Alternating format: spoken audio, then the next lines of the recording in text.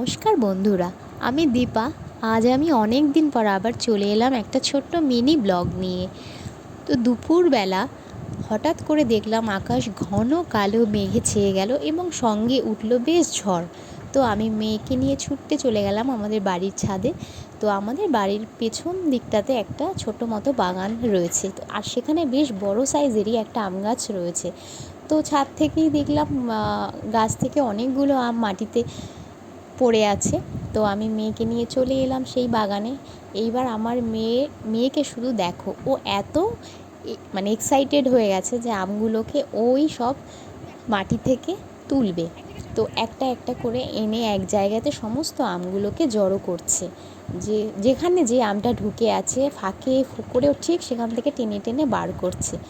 আর এই কাজটা করতে কার না ভালো লাগে, ছোট থেকে বড়।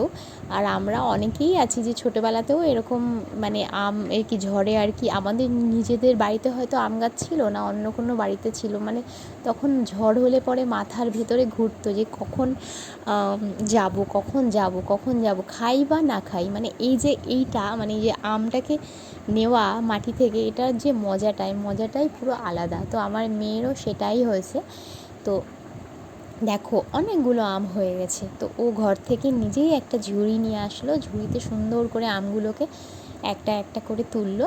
তোলার পরে ও নিজেই আবার ঝুড়িটাকে নিয়ে ঘরে রাখতে গেল। মানে এই যে কাজটা মানে সত্যিই সবারই ভালো লাগে করতে।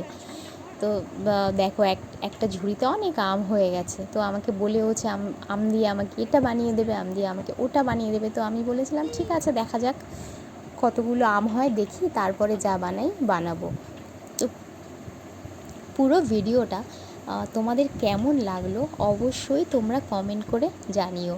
তো আশা রাখছি আবার অন্য কোনো ভিডিওতে তোমাদের সঙ্গে দেখা হবে। ভালো থেকো, সুস্থ থেকো।